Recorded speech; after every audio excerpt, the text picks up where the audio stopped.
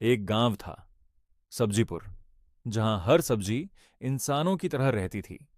उसी गांव में रहता था एक सीधा सादा इमोशनल सा प्याज। प्याज की एक खूबसूरत बीवी थी, प्याजीना। गांव में उसकी सुंदरता के चर्चे थे। लेकिन एक बात थी, प्याजीना थोड़ी चालाक और ड्रामेबाज थी। प्याज अपनी बीवी से बहुत प्यार करता था। रोज सुबह उठकर कहता, तुम ही मेरी परत हो, तुम ही मेरी जिंदगी हो। और हर बार खुद ही रोने लग जाता। एंट्री होती है लहसुन की। गांव में नया आया था एक स्टाइलिश, थोड़ा एटीट्यूड वाला लहसुन।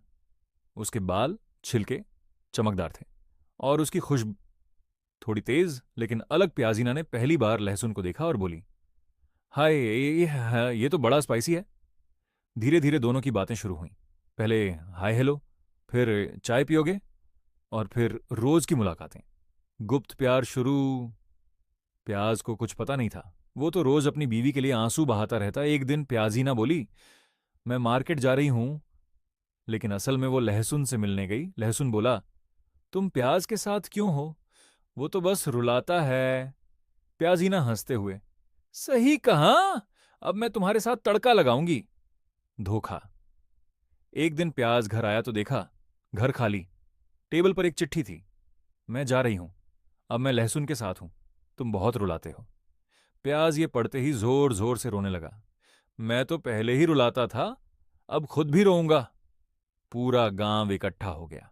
टमाटर बोला, भाई, तू तो पहले ही काटते ही रुलाता था, अब तो बिना काटे भी रो रहा है। बदला या बदलाव? कुछ दिन बाद प्याज ने फैसला किया, अब मैं कमजोर नहीं बनूंगा। उसने खुद को बदलना शुरू किया।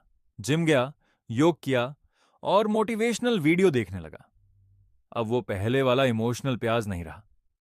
अब वो बन गया था स्ट्रॉन्ग अनियन ट्विस्ट। इधर प्याजीना और लहसुन की शादी हो गई। लेकिन शादी के बाद प्याजीना बोली, तुम्हारी स्मेल बहुत तेज है।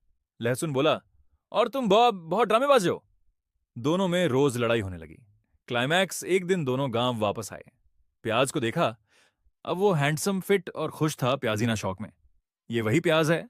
प्याज मुस्कुराया, हाँ, लेकिन अब मैं सिर्फ रोता नहीं, लोगों को हंसाता भी हूं।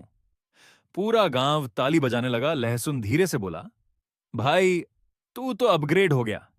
And scene, funny ending. प्याज ने कहा, जो मुझे छोड़कर गए उनका शुक्रिया। और फिर कैमरे की तरफ देखकर बोला, अगर आपको यह कहानी पसंद आई तो लाइक और सब्सक्राइब जरूर करें।